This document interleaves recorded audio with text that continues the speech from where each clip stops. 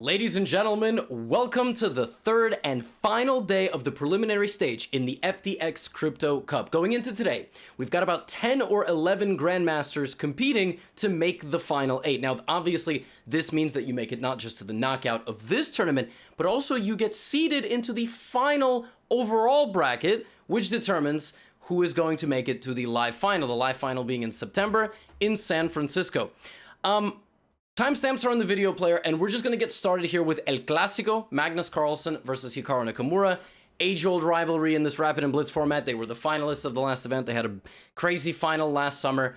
Yeah, I'll take you through the story. I will then show you through, I will show you the playoff matchups. And, well, we will either hold together or someone will fly off to the moon. Magnus begins with e4. We have e5 from Hikaru, knight f3, knight c6, and now, rather than a Berlin draw, we have bishop c4, bishop c5. Shout out, Agad Matar. There's no b4. There is no Evans Gambit here. There is c3, which is what they play. d3, castles, knight d2. And here an interesting decision from Hikaru. Normally black is playing d6, h6 here. Hikaru decides to take the center full force. Now this has positives and negatives. The positive, you have slightly more development. You get the center open faster. And because you're castled already, you're happy. The negative, a little bit overextended. You know, a little bit overextended. The pawn on e5 could be a little bit of a weakness. You give white the opportunity to play d4 in the future, but overall position is totally fine. Now, when you leave a super grandmaster on his own, he's going to play the move a4 or h4, but in this case, h4 doesn't work. So we have a4. Now we have the mandatory inclusion of a5, looking to kind of shut things down over there. Bishop e3, and Hikaru plays king h8. The idea of king h8 is that the king is actually trying to get, to cross the border to another dimension, but he's not being allowed. The other idea is that you're unpinned, so f7 to f5 is possible. So Hikaru is looking to set that up. Knight g3, the knight comes back to d7 to get out of the way of the bishop, and also to defend the pawn on e5, d4, and we have f5. And here we have an undevelopment of the piece because there was really nowhere else to go. If we just take a very brief pause of this position, bishop c1 looks like the players are setting up the pieces for the next game. This pawn is hanging, right? So it's attacked 2 times, so you would just play bishop d6 and move on.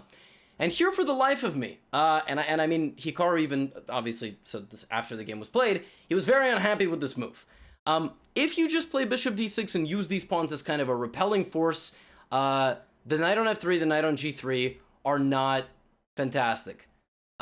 They're not ever going to make any sort of forward progress. The pawns are doing a really nice job blocking them. You're blocked here. But Hikaru played one pawn push. And this pawn push was a pawn push that he would grow to regret for the next 34 moves until this game ended, f4, because that allowed Magnus to play knight e4. And I think Hikaru thought here that after takes, he's got knight c5, his knight is getting activated, but black is just gonna lose the e-pawn and doesn't really get a lot. And you'll notice that Hikaru now begins to really suffer. Magnus plays b3 and bishop a3, activating his bishop on the long diagonal. And now there is a 25% chance that one of your furthest advanced pawns should be pushed in any given position. And d6 is just a great move.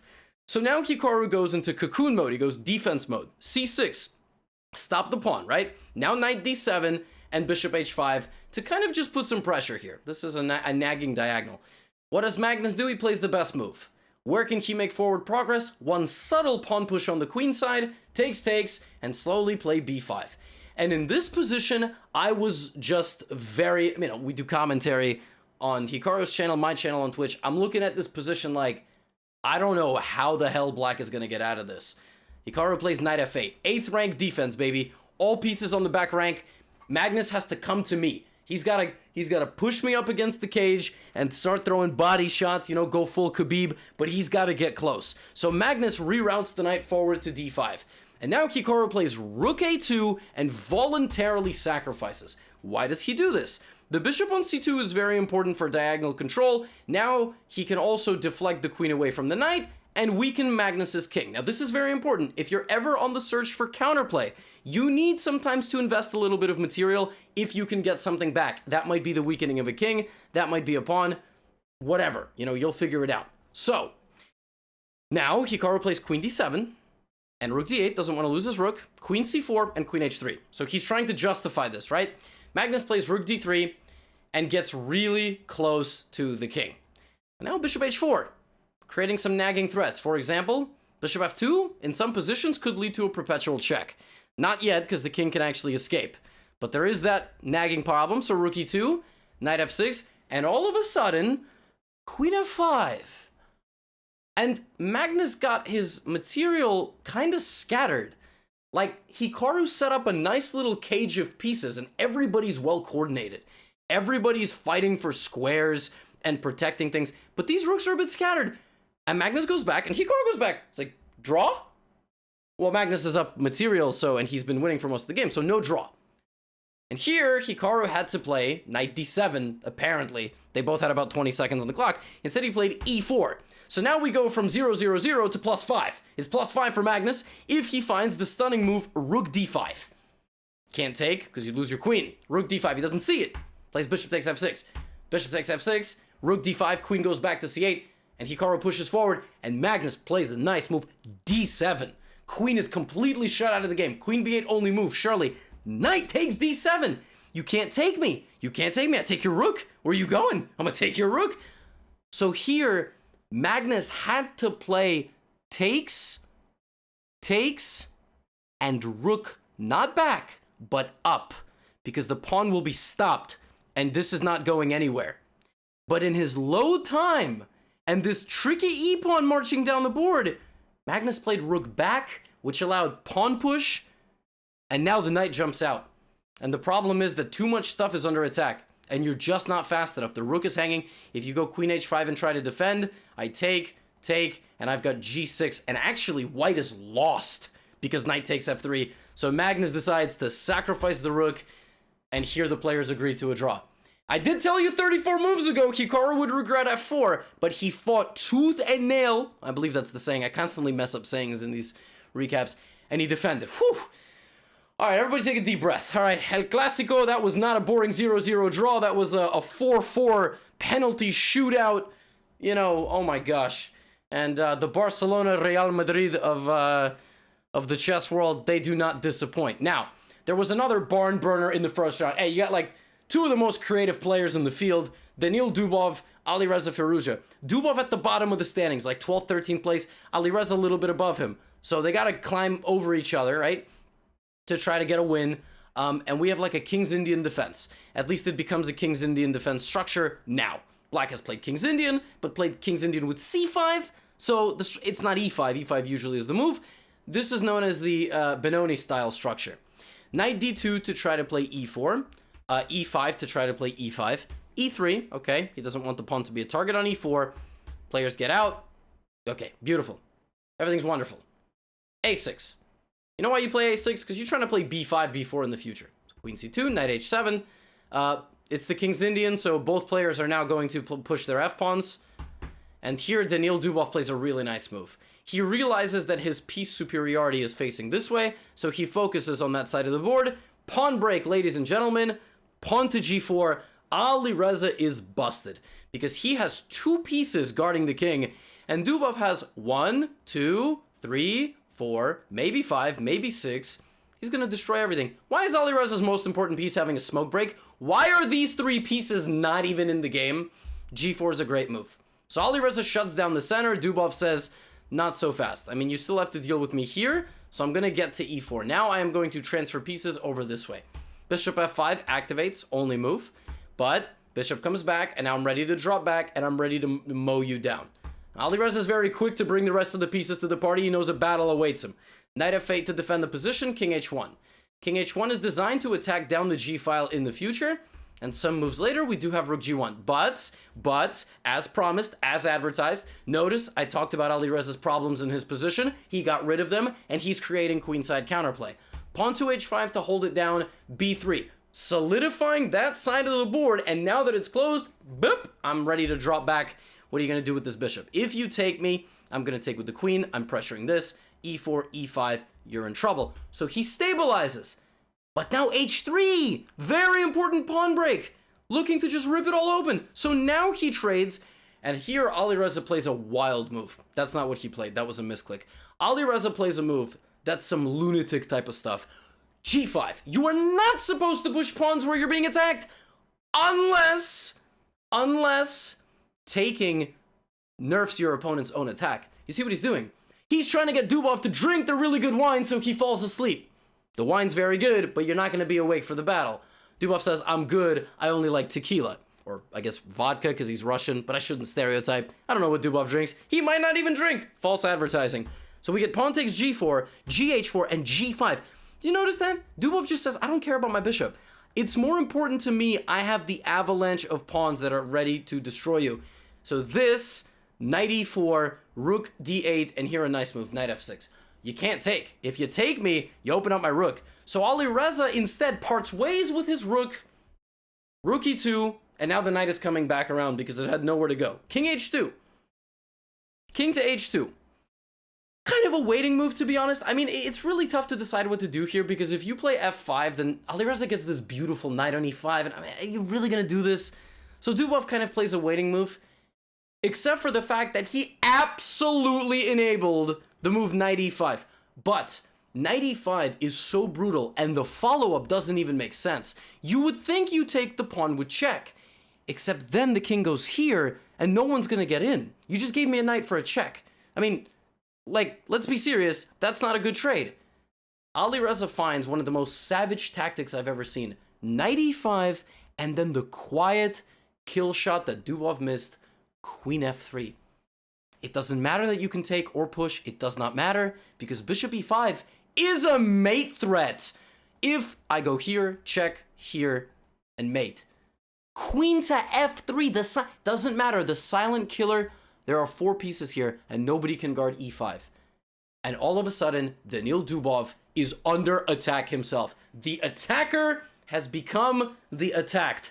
And the prey has become the predator. And Alireza's got the bishop and the knight, and they are popping off. And he's ready. He's going to dance around these rooks. And now he gets the queen trade, and this is winning. Bishop and knight for a rook are almost always better, especially if the pawn count is equal. And this is no exception. You just have 3 active pieces. At the end of the day, you've got 3 pieces versus 2, and in terms of able-bodied material, Alireza is able to clean this up by just basically weaving a checkmate net. Well, actually, that's embarrassing. That's just mate in 1.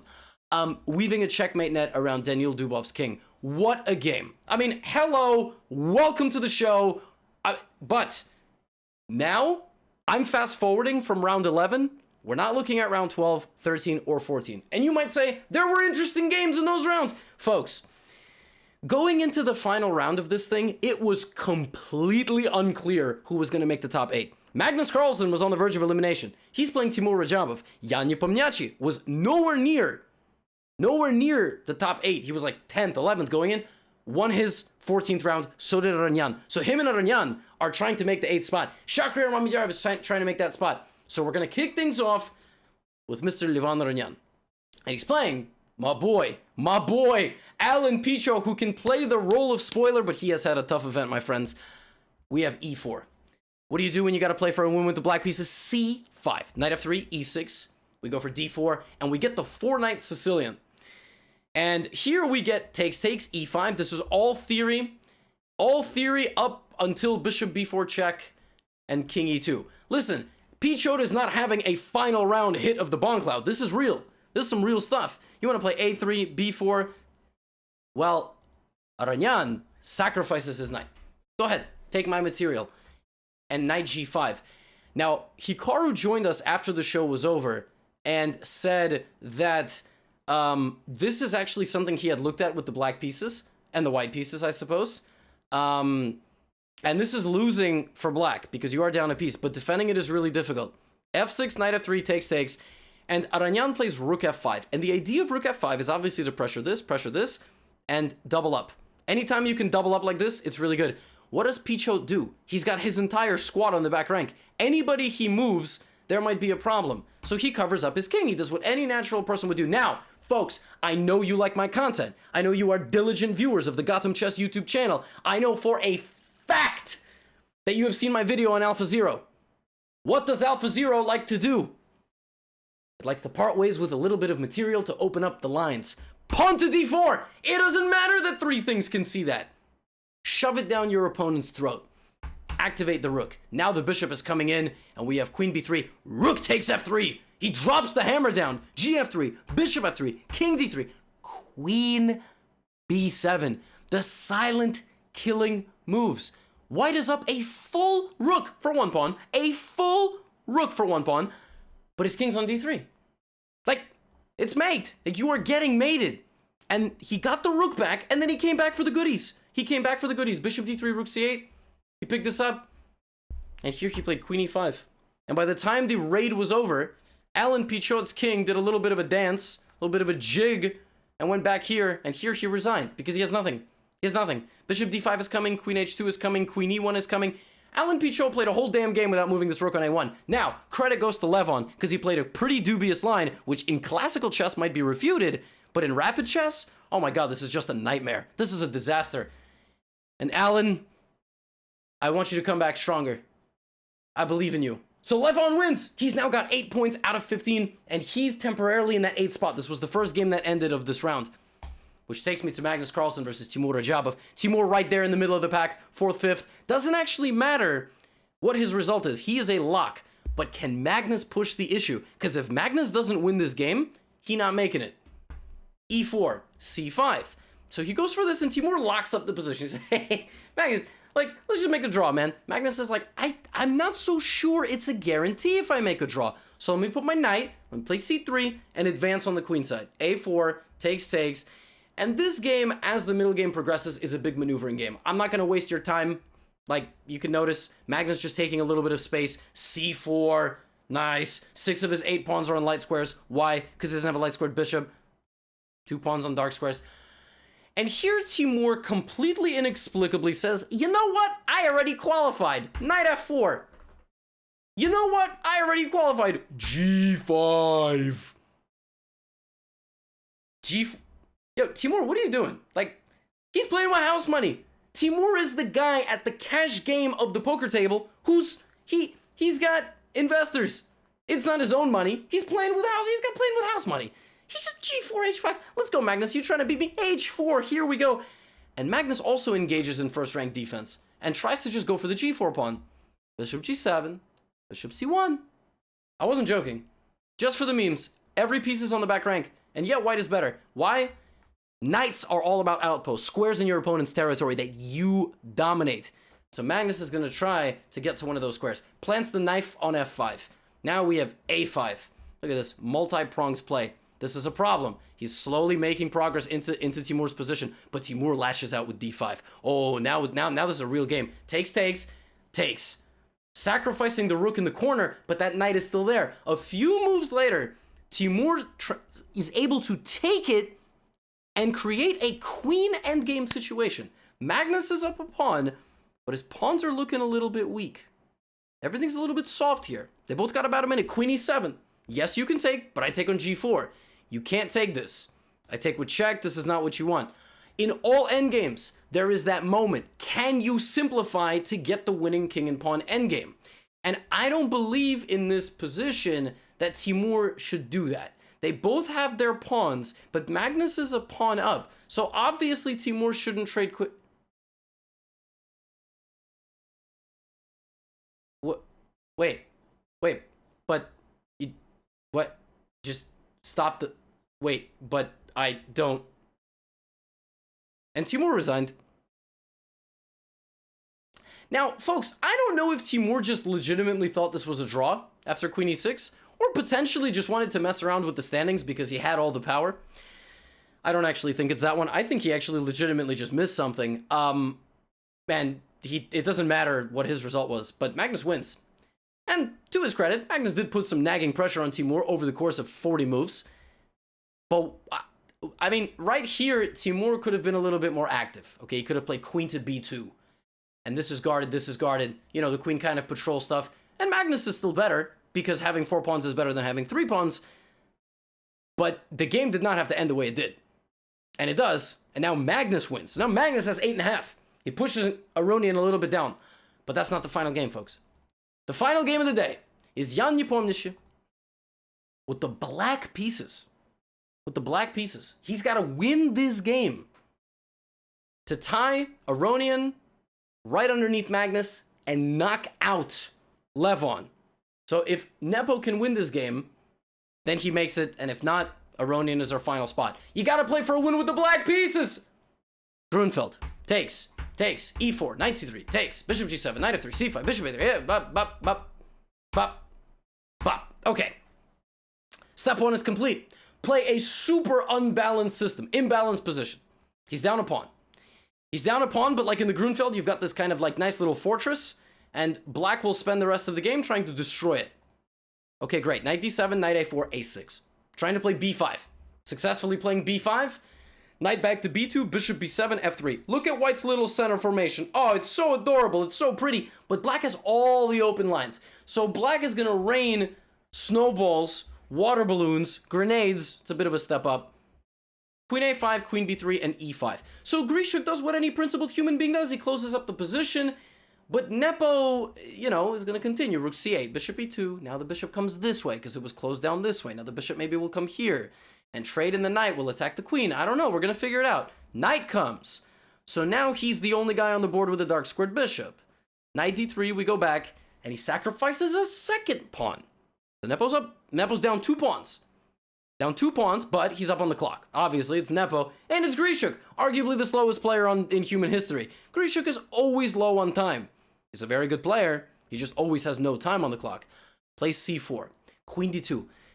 Jan is like the trickiest dude ever. He's down 2 pawns, and this bishop looks absolutely dominated, but he's got pressure and pressure and pressure and pressure and pressure and pressure and pressure and pressure. So queen d3 looking for a queen trade. No queen trade. d6, rook c5. d7, d7. By the way, the eval, 0.5. Totally insane position. Knight goes to g4. Rook back to c7 to try to win the pawn. Queen c3, bishop g7, e5. Okay, pawn has been won, but now the queen side is ruined. So Grischuk maintains his 2-pawn advantage. Nepo fighting. Jumps in here with the rook. a4, h5. Knight f6 takes, queen g5. Jan is down to 4 pieces. Now, Jan, to his credit, is threatening mate. Threatening mate is a good thing. You might checkmate the guy. They might not notice. He noticed. Damn. And there's nothing you can do here but trade. Now Jan is down to 3 pieces. He's down to 3 pieces, folks. I mean, he doesn't have a lot of material left. Grischuk needs to consolidate. What? Jan, you got a queen and a bishop left, bro. What are you doing? You're not gonna... I mean, I got too much. And so, Jan starts giving a lot of checks.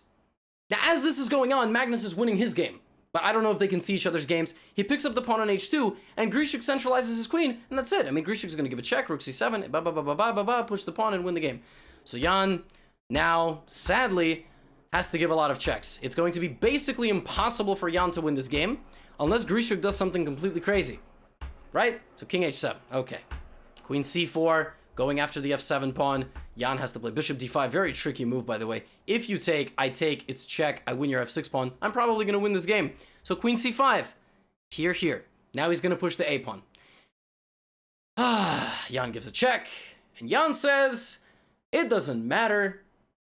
I'm still playing for a win. h4. What? Queen d4.